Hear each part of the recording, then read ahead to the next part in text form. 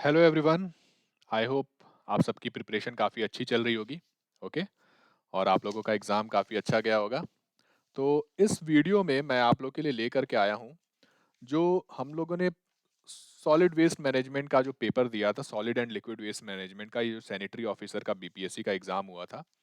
इसमें मैंने booklet series B थी मेरी, और इसमें कुछ क्वेश्चंस मैं चैलेंज कर रहा हूँ विद सोर्स। मैं इसमें आपको बताने वाला हूँ कि क्या, कहाँ से मैंने इसको उठाया है, क्या क्या सोर्स मेरे रहे हैं। और उसके साथ ही साथ आप लोग को एक टेलीग्राम चैनल की लिंक दी जा रही है। उस लिंक में आप लोग जुड़ जाइए। आप लोग भी क्लेम करें जल्दी से जल्दी, क्योंकि ये जो वर्ड फाइल है ना, ये मैं आपको दे दूंगा। ओके। आपको उसका सिर्फ प्रिंट निकलवाना है, भेजना है। कुछ एक दो क्वेश्चन एक्स्ट्रा भी हैं जो मैं बताऊंगा, और आपको भी जो अपने लगते हैं, मान लीजिए आपने कुछ ऐसे क्वेश्चन का लिंक ढूंढा है जो कि मैं नहीं ढूंढ पाया हूँ। ओके। सभी ऑब्जेक्शनेबल क्वेश्चन के लिंक मुझे नहीं मिले हैं। अगर किसी बच्चे को मिले होंगे तो वो इसमें ऐड ऑन करके इसमें से कुछ हटाना है तो हटा भी सकते हैं। Okay. It's totally up to you. Okay. तो वो चीज़ मैं आपको वर्ड फाइल अपने चैनल में प्रोवाइड करा दूंगा। आप लोग उसको डाउनलोड करके, एडिट करके, ऐड करके, प्लीज़ सेंड इट, क्योंकि 2 तारीख लास्ट डेट है। मैं कल भेज दूंगा। आज अगर आप लोग जुड़ जाते हैं तो शाम तक हो सकता है आप लोग भी ये काम कर पाएँ। कल परसों एटलीस्ट जल्दी से जल्दी भेज दीजिए। ओके। अब देखिए, solid and liquid waste management series, booklet series B थी मेरी। देखिए मेरे जो जो आंसर की आई है ना, उससे मेरे आ रहे हैं कितने, 161 मार्क्स। ठीक है। और ये 10 क्वेश्चन मैं इसमें पेपर 2 में चैलेंज करने वाला हूँ इसी में। अब इसमें देखते हैं। पहला है क्वेश्चन नंबर 109। 109 क्वेश्चन जो था इसमें था, when was the hazardous waste management act enacted in India. तो ये बहुतों ने 1990 इन्होंने इसका आंसर दिया हुआ है। लेकिन अगर हम सीपीसीबी की वेबसाइट पर जाते हैं तो उसमें साफ साफ लिखा है, these rules came into effect in the year 1989। Okay. तो साफ साफ है। तो 1989 इनेक्टेड उन्होंने लिख रखा है, इनेक्टेड। तो केम इनटू इफेक्ट, इनेक्टेड का मतलब केम इनटू इफेक्ट ही होता है। तो 1989 इसका आंसर हो गया, मैंने लिखा है। और answer recommended by candidate is also the same. Okay. तो ये चीज यहाँ से चैलेंज की है। सेकंड क्वेश्चन जो इन्होंने दिया है ना, वो है रिड्यूस 3R वाला। सो 38 नंबर का क्वेश्चन है ये। सो रीयूज, रिड्यूस, रिसाइकल इनका आंसर था। बट प्रेस इंफॉर्मेशन ब्यूरो की, आप ये देखिए, press information bureau, ministry of housing and urban affairs, the principle of 3R, reduce, reuse and recycle. और यहाँ पर भी अगर आप देखेंगे तो क्या हो जाएगा answer, reduce, reuse and recycle. तो इसीलिए मैंने क्या किया है कि इसको, मेरा आंसर मैंने बी मार्क किया था, रिड्यूस, रीयूज, रिसाइकल। और ये भी रिड्यूस, रीयूज, रिसाइकल सजेस्ट कर रहा है। तो यहाँ से चैलेंज किया मैंने इस क्वेश्चन को, सेकंड क्वेश्चन को। थर्ड क्वेश्चन की बात करें हम, थर्ड जो चैलेंज किया मैंने वो था कार्बन नाइट्रोजन वाला। ये पे 57 नंबर का क्वेश्चन है सेट बी में। ओके। इसमें अगर आप ध्यान से देखेंगे 57 नंबर के क्वेश्चन में, तो इन्होंने पूछा है, which one is the following statement related to the carbon nitrogen ratio is not correct. तो ये सोर्स इसका दिया है मैंने, एस के गर्ग वॉल्यूम 2 पेज नंबर 519520। अब इसमें देखिए कार्बन नाइट्रोजन रेशियो की वो बात करता है। इनका आंसर है, an initial CN ratio of 30 to 40 is optimal for composting. हमें नॉट करेक्ट बताना है, रॉन्ग। तो इसमें देखिए साफ साफ लिखा है, the proper development anaerobic digestion. Okay. CN ratio of digestive material should be between 30 to 50 for optimum digestion. Okay. तो साफ साफ इन्होंने दे रखा है कार्बन कंपोस्टिंग के दरमियान, carbon nitrogen input material in the compost heap. तो ये तो करेक्ट हो गया। तो ये नहीं हो सकता। अब आप इसको पूरी डिटेल में पढ़ेंगे तो you will conclude that option B, जो lower initial CN ratio leads to loss of nitrogen and slows down the rate of decomposition. तो ये ज्यादा बेटर समझ में आता है हमें। ओके। और however, when there is too much carbon, CN is higher than the optimum, then nitrogen will be used up and carbon left over. Okay. सो ये चीज़ हमें समझ में आती है इसको पूरा पढ़ने पर कि बी ऑप्शन करेक्ट है, लोअर वाला। और वही मैंने भी मार्क किया है और वही रिकमेंड भी किया है आंसर को। ठीक है। फिर है एक्टिवेटेड स्लज प्रोसेस वाला क्वेश्चन, क्वेश्चन नंबर 80। इन्होंने एनारोबिक दे रखा है आंसर। ओके। लेकिन अगर हम इसको देखते हैं, ये साफ साफ लिखा हुआ है। ओके। साफ साफ लिखा हुआ है कि एक्टिवेटेड स्लज प्रोसेस जो है ये एक एरोबिक सस्पेंडेड कल्चर होता है। ठीक है। एरोबिक सस्पेंडेड कल्चर है, तो इसमें क्या है, डेफिनेशन एक्टिवेटेड स्लज प्रोसेस की गिवन है, ठीक है। तो एरोबिक है, और ये भी एस के गर्ग वॉल्यूम 2 पेज 346। जाहिर सी बात है, स्लज प्रोसेस में हम एरेशन करते हैं, तो एरेशन एनारोबिक के लिए थोड़ी किया जाएगा। तो यहाँ पर ये क्वेश्चन भी इनका आंसर गलत है, मैंने एरोबिक मार्क किया और यही रिकमेंड भी किया है, तो ये चौथा क्वेश्चन है। फिर इसके बाद हम आते हैं 107 नंबर के क्वेश्चन पे। ये देखिए, हजार्डस वेस्ट वाला इन्होंने काफी गलत किया है। Hazard identification mainly focuses on chemical pathway, chemical source and concentration, chemical exposure. अब इनका आंसर था केमिकल एक्सपोजर का। ओके, हजार्ड आइडेंटिफिकेशन की बात करें, एक्सपोजर जो होता है, इससे हम कितना एक्सपोज करने पे कितना रिस्क होता है उसको मेजर करते हैं। अब ये सोर्स इसका क्या है, ये आईएस स्टैंडर्ड है 1562 इसमें पेज नंबर 1A पर अगर आप देखेंगे, तो आप देखिए यहाँ पर, मैं दिखाता हूँ दूसरे में, ये रहा hazard identification. It identifies the source of process accident involving release of hazardous material in the atmosphere. साफ साफ ये कह रहा है कि आइडेंटिफाइंग सोर्स ही है हजार्ड आइडेंटिफिकेशन का मतलब। और केमिकल मेनली फोकसेस ऑन, तो केमिकल सोर्स पर ही तो फोकस करेगा ना, और कंसंट्रेशन पे, तभी तो हजार्ड आई किसी भी चीज का हजार्डस है वो कैसे पता चलेगा, उसका सोर्स क्या है और उसमें कंसंट्रेशन क्या है। क्योंकि कई बार क्या होता है कि बहुत सारे हैवी मेटल्स हैं, अगर उनकी कंसंट्रेशन बहुत ज्यादा कम है तो they are not hazardous for us. तो इसी वजह से इससे हमें पता चलता है कि इसका जो करेक्ट आंसर होना चाहिए केमिकल सोर्स एंड कंसंट्रेशन, मैंने भी वही रिकमेंड किया है, ठीक है। फिर हम इसके बाद आते हैं हजार्ड आइडेंटिफिकेशन का दूसरा क्वेश्चन है। क्वेश्चन नंबर 1110 है सेट बी में, which of the following data is not required for hazard identification. अब ये जो डाटा वाला क्वेश्चन है ना, इसको अगर आप ध्यान से देखें, affected population, land use, contaminate level, okay, तो इसमें इन्होंने आंसर दे दिया अफेक्टेड पॉपुलेशन की बात नहीं करेंगे। एक बात बताइए, हजार्ड आइडेंटिफिकेशन जब भी होगा, मान लीजिए गंगा नदी के किनारे या किसी कानपुर में कोई फैक्ट्री बहुत ज़्यादा वेस्ट को रिलीज कर रही है, तो डेफिनेटली सीधी सी बात है, हरिद्वार में बैठा हुआ पर्सन तो अफेक्ट नहीं होगा उससे। वो तो कानपुर के बाद से ही जो गंगा नदी जहाँ आगे जाते हैं उन्हीं लोगों को अफेक्ट करेगी। तो अफेक्टेड पॉपुलेशन तो हजार्ड आइडेंटिफिकेशन का पार्ट है, ओके। सो लैंड यूज भी, किस तरह की लैंड यूज हो रहा है, अगर पेस्टिसाइड ज्यादा यूज हो रहा है तो your land will get destroyed. अब इसका भी क्या है, वही सोर्स है जो पिछले क्वेश्चन का सोर्स था, आई इंडियन स्टैंडर्ड 15656/236। साफ साफ हमें पढ़ना है point A B C D को, और इसमें एक्सप्लेनेशन है, estimation of risk is involve in another step. आप देखिए साफ साफ यहाँ पे है कि risk estimation is another involve step. तो रिस्क एस्टिमेशन तो एक स्टेप ही हो गया ना अलग, तो उसको हजार्ड आइडेंटिफिकेशन का पार्ट थोड़ी ना मानेंगे। So risk analysis process consist of number of sequential step, okay. तो ये चीज आपको है, यहाँ से कोट हो जाएगी, रिस्क एस्टिमेशन एक अलग ही स्टेप होता है, उसमें हमें हजार्ड आइडेंटिफिकेशन में उसको इंक्लूड करने की जरूरत नहीं है। तो यहाँ से ये चैलेंज हो रहा है। तो मैंने भी एस्टिमेशन ऑफ रिस्क लिया और रिकमेंड भी वही कर रहा हूँ मैं, तो ये छठा क्वेश्चन है। फिर इसके बाद हम बात करते हैं सातवें क्वेश्चन की, कि ये आपका बहुत ही डिबेटेबल क्वेश्चन है, 56 नंबर का क्वेश्चन है, वही रबर और प्लास्टिक वेस्ट वाला। पायरोलाइसिस सबने मार्क किया है, मैंने भी वही मार्क किया, रिकमेंड भी वही किया, और इंसिनरेशन इन्होंने दिया। देखिए इंसिनरेशन भी होता है, ओके। अब रबर वेस्ट के प्लास्टिक एंड रबर वेस्ट के डिस्पोजल की बात हो रही है, ओके। अब यहाँ पर ये थोड़ा जो टर्म डिस्पोजल है ना, ये थोड़ा सा मुझे लग रहा है कि जो मैं रिसर्च कर रहा हूँ उसमें, कि मतलब डिबेटेबल हो सकता है। बट जो इंसिनरेशन थी वो पुरानी टेक्नोलॉजी थी, अब नई टेक्नोलॉजी पायरोलाइसिस। खूब रिसर्च चल रही है, pyrolysis based bio refineries develop हो रही हैं, जो कि बायोमास वेस्ट, प्लास्टिक वेस्ट को एनर्जी में कन्वर्ट करते हैं, ओके। और रबर की कैलोरीफिक वैल्यू बहुत ज़्यादा होती है। मैं आपको बता दूं कि रबर टायर जो होता है, ये इनफैक्ट उसमें जो हम कंटेमिनेंट जो इंग्रेडिएंट्स एक्स्ट्रा ऐड करते हैं उसी वजह से वो कंटेमिनेट होता है। नहीं तो रबर की जो टायर है इसकी जो वेस्ट वैल्यू है, वेस्ट टू एनर्जी वैल्यू, ये बहुत ज़्यादा है, ओके। तो इस वजह से अब बहुत सारे रिसर्च हुए हैं, तो उन रिसर्च पेपर को मैंने कोट किया है। पायरोलाइसिस, ये रेहान एटल, सेरानो एटल 2012 में, रतन सारिया, आप लोग अगर इन सबको सिर्फ लिख करके भी सर्च करेंगे तो आपको पूरा का पूरा पेपर मिल जाएगा, प्लास्टिक पायरोलाइसिस प्रोसेस। तो हमें अगर कोई इंसिनरेशन कहता है ठीक है, लेकिन पायरोलाइसिस भी करेक्ट आंसर है, तो ये चीज़ें हमें इसका फ़ायदा मिलना चाहिए, है कि नहीं? आप लोग को क्या लगता है, कमेंट सेक्शन में बताइएगा। तो ये हमारा हो गया पायरोलाइसिस 56 वाला क्वेश्चन। फिर हम इसके बाद बात करते हैं, हाँ, डेवलपिंग कंट्रीज वाला, जो बड़ा ही अच्छा क्वेश्चन था, 67th।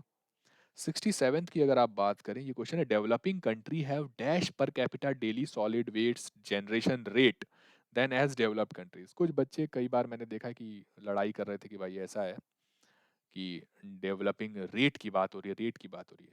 अरे अगर पर कैपिटा कहीं पे ज़्यादा होगा तो रेट भी अपने आप ही ज़्यादा होगा पर पर्सन। ठीक है, per capita solid waste production rate भी अपने आप ही ज़्यादा होगा। जहाँ पे मान लो एक यूएसए का आदमी 10 किलो एक महीने में वेस्ट प्रोड्यूस करता है, डेवलपिंग कंट्री का आदमी 5 किलो वेस्ट प्रोड्यूस करता है पर कैपिटा। तो बताओ रेट भी किसका ज्यादा होगा मंथ में? ऑब्वियस है डेवलपिंग वाले, डेवलप वाले का ज्यादा होगा, है कि नहीं, यूएसए वाले का ज्यादा होगा। ये कोट करने के लिए केस स्टडी है, यूएस गवर्नमेंट की ऑफिशियल वेबसाइट है www.epa.gov। अभी इन्होंने ये बहुत सारी रिपोर्ट पब्लिश करते हैं। इंडियन गवर्नमेंट ऐसे वर्ल्ड वाइड रिपोर्ट को पब्लिश नहीं करती है, क्योंकि इंडियन गवर्नमेंट अभी अपने में ही परेशान है कि नहीं, स्वच्छ भारत अभियान में। वर्ल्ड वाइड लेवल, तो वर्ल्ड के लेवल की रिपोर्ट जो है वो यूएसए गवर्नमेंट ही पब्लिश करेगी। तो यूएसए की ऑफिशियल वेबसाइट है गवर्नमेंट की, उस पर एक रिपोर्ट पब्लिश हुई है वेस्ट जनरेशन में। इसमें आप साफ साफ पढ़ सकते हैं, साफ साफ स्वर्णिम अक्षरों में लिखा हुआ है, the amount of waste produced is influenced by economic activity, consumption and population growth. Developed societies such as US generally produce large amount of municipal solid waste uh, and commercial and industrial waste. Among industrialized, US is one of the largest generator of municipal and solid waste generation. तो जब USA largest हो गया, one of the largest, तब बचा क्या? Develop, हम India, Africa वाले, China वाले, हम लोग क्या कर लेंगे? कुछ नहीं। इनके कंपैरिजन में हम लोग ज़्यादा वेस्ट नहीं प्रोड्यूस करते हैं। प्लास्टिक वेस्ट यूएसए में काफ़ी ज़्यादा प्रोड्यूस होता है। ओके, हम लोग तो रीयूज भी कर लेते हैं, वो लोग रीयूज नहीं करते हैं, वो लोग जनरेट काफ़ी करते हैं। ओके, हाँ, ये बात है कि उनका डिस्पोजल मैकेनिज्म हमसे अच्छा है, बट जनरेशन वहीं पे ज़्यादा है। तो डेवलपिंग कंट्री में जाहिर सी बात है क्या होना चाहिए? लेसर होना चाहिए। तो मैंने भी लेसर लिखा है और ऑप्शन बी ही रिकमेंड भी किया है। ठीक है, फिर हम लोग आते हैं, एक 45th क्वेश्चन है जो कि काफ़ी डिबेटेबल रहा है, काफ़ी बच्चे उस पर सवाल भी उठा रहे हैं कि when the organic matter present in the sanitary landfill decomposes it generates। साफ साफ इसमें लिखा हुआ है कि सैनिटरी लैंडफिल में जो ऑर्गेनिक मैटर है, अगर वो डिकम्पोज होगा तो क्या जनरेट होगा। इसके लिए भी देखिए ईपीए गवर्नमेंट की वेबसाइट है, वही वाली वेबसाइट, उसमें एक और है, basic information about landfill gas. अब देखिए, पहले मैं आपको दिखाता हूँ, ग्राफ मैंने इसमें पब्लिश किया है। ये ग्राफ है उसमें कि कैसे कैसे होता है टाइम आफ्टर प्लेसमेंट, यानी कि आपने लैंडफिल में भर दिया और टाइम के साथ क्या होगा। तो फेज इसमें होते हैं, फेज 1, फेज 2, फेज 3, फेज 4। तो इसमें आप देखेंगे ना कि फेज 2 में आप देखेंगे हाइड्रोजन गैस भी प्रोड्यूस हो रही है। ओके, तो भाई हमें तो ये नहीं बताया ना कि किस कब की बात हो रही है, तो हाइड्रोजन गैस भी प्रोड्यूस हो रही है, तो ऑप्शन ए करेक्ट हो गया। स्टार्टिंग में देखिए, जो एक्चुअल में क्या होता है कि लैंडफिल साइट्स में पूरा कंपैक्ट तो होता नहीं है, उसमें बहुत सारे स्पेसेस होते हैं, स्पेसेस में एयर आ जाती है। तो एयर में पहले तो नाइट्रोजन प्रेजेंट होगी स्टार्टिंग में 80%, जो वही 78% जो हमारी एटमॉस्फेरिक नाइट्रोजन होती है वही है। लेकिन लास्ट तक जाते जाते भी ना 2 to 5% होती ही है। अब इसका ये रीजन होता है ना कि एक्चुअल में क्या होता है कि जब भी लैंडफिल साइट पे डिकम्पोजिशन हो रहा है, खास तौर पे एनारोबिक, हीट बढ़ती है। ओके, क्योंकि कार्बन डाइऑक्साइड और मीथेन जो प्रोड्यूस हो रहे हैं, they can have ability to trap heat, यानी कि उसका हीट बढ़ रहा है। इस हीट की वजह से इनऑर्गेनिक डिकम्पोजिशन भी स्टार्ट हो जाता है। इनऑर्गेनिक डिकम्पोजिशन कहने का मतलब थर्मल क्रैकिंग, थर्मल डिकम्पोजिशन भी स्टार्ट होने लगता है। क्वेश्चन में इन्होंने नहीं पूछा है कि हमारे पास बैक्टीरिया से ही प्रोड्यूस हो रहा है क्या। तो इसी वजह से नाइट्रोजन 100% फिनिश नहीं हो पाता है। तो इसी वजह से मैंने देखिए एक्सप्लेनेशन में लिखा है, some nitrogen produced because of inorganic decomposition of nitrogenous waste due to high temperature and pressure. तो अब जाहिर सी बात है नाइट्रोजन भी आ गया इसमें। तो अब कौन सा करेक्ट आंसर होना चाहिए? अब बीपीएससी के सब्जेक्ट मैटर एक्सपर्ट क्या कहते हैं, अब वो तो नहीं कह सकते हम, लेकिन यूएसए की गवर्नमेंट वेबसाइट कह रही है कि भाई आपको सारी चीज़ें मिलेंगी, तो ऑल ऑफ दी अबव होना चाहिए आंसर। बाकी अब आप बीपीएससी के एक्सपर्ट का कारनामा आप लोग 67वीं बीपीएससी में देख ही रहे हैं, और 68वीं का फॉर्म भी भरा होगा आप लोगों ने। मैंने भी भरा है, मतलब भरूंगा 1-2 दिन में। थोड़ा इस पहले इस चक्कर से निकलूं मैं, उसके बाद ठीक है, बैग भर के भरेंगे, देखा जाएगा क्या होता है क्या नहीं होता है। ठीक है, तब तक आप लोग ग्रुप ज्वाइन कर लीजिए, वहाँ पे ले लीजिएगा। फिर एक और 10th क्वेश्चन है, मतलब 43rd नंबर का क्वेश्चन है, what is the purpose of transfer station. देखिए यहाँ पर ऑप्शन बी दिया, to minimise cost when waste is hold long distance.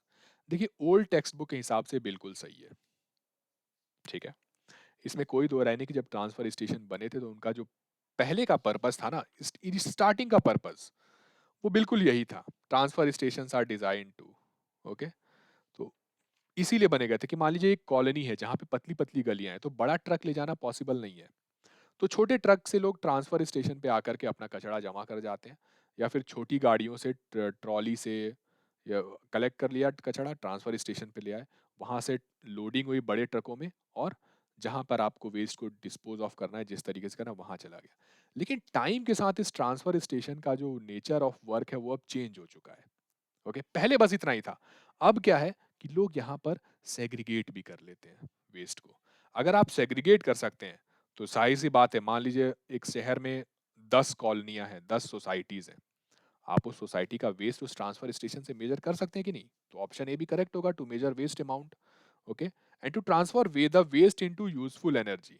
बिल्कुल सही बात है, इसमें तो बहुत ही, क्योंकि सेग्रीगेशन, अब देखिए जो डेफिनेशन मैंने लिखा है, ये यूएसए की Indiana department of environment management की वेबसाइट है, solid waste transfer station office of land quality IDM, ये है, ये Indian dot G O V IN.gov, Indiana से आप इंडियन मत समझिएगा, ये यूएसए का एक स्टेट है, ठीक है। तो यहाँ पे साफ साफ लिखा हुआ है, provide opportunity to screen incoming trash for such purpose of removing hazardous waste and recycling. तो यहाँ पे वेस्ट अमाउंट भी मेजर किया जा सकता है। फिर जो बायोडिग्रेडेबल है उसको सेपरेट करके लैंडफिल में और वेस्ट टू एनर्जी प्लांट में इसमें हेल्प बहुत मिलती है। और कई कई जगह पे तो ट्रांसफर स्टेशन में, एक कॉलोनी में मान लो मार्केट है, वहाँ पर एक छोटा वेस्ट टू एनर्जी प्लांट भी लोग अब लगा चुके हैं। इसकी भी रिपोर्ट्स हैं। तो जाहिर सी बात है कि अब प्रेजेंट सिनारियो में अगर आप ओल्ड टेक्स्ट बुक स्टाइल में जाएंगे तब तो नहीं माना जाएगा, लेकिन अब प्रेजेंट सिनारियो में all of the above he correct answer है, ठीक है। तो ये जो 10 क्वेश्चन है इनका मैं आपको भेज रहा हूँ, मैं उम्मीद करता हूँ कि इस 10 में से 8 तो मानने पड़ेंगे और 2 भी मानना चाहिए, लेकिन अब क्या ही कर सकते हैं, बीपीएससी है तो सब कुछ संभव है, ठीक है। कौन है सब्जेक्ट मैटर एक्सपर्ट, कहाँ से है क्या नहीं है, ये अब हम लोग को तो नहीं पता है। हाँ, 2 क्वेश्चन और है, देखिए मैं आपको एक बात बताता हूँ कि एक क्वेश्चन और है जो कि है, एवेपोरेशन यूनिट में be operated without obtaining primitive. इसका मेरे पास रिसोर्स है, इसमें मैंने मान दिया था वेस्ट इज रीयूज्ड, ओके, लेकिन इसमें शायद इन्होंने गलत आंसर दिया है, केमिकल्स आर यूज्ड, लेकिन एक्चुअल में आंसर होना चाहिए यूनिट इज इनक्लोज्ड। तो मैं इसलिए इसको रिकमेंड नहीं कर रहा हूँ, या मैं रिकमेंड कर दूंगा, या मैं चाहता हूँ कि वो बच्चा रिकमेंड करे जिसका सही हो रहा हो, नहीं तो मेरे से पूछेंगे कि भाई तुम क्यों, क्या नेतागिरी करनी है, इसीलिए मैं उसको रिकमेंड नहीं कर रहा हूँ, क्योंकि एक तो मेरा वैसे ही गलत है और सही होने के बाद भी मेरा गलत रहेगा, तो इसलिए मैं इसको रिपोर्टिंग, लेकिन आप लोग चैनल में जो ग्रुप में जुड़ेंगे अपने टेलीग्राम चैनल में, वहाँ मांगेंगे, वहाँ पे मैं अवेलेबल करा दूंगा इसका सोर्स क्या है। तो जल्दी से जल्दी जुड़िए और इस क्वेश्चन को भी क्लेम कीजिए, क्योंकि ये भी एक 100% श्योर शॉर्ट क्वेश्चन है हमारे पास, इवेपोरेशन यूनिट वाला।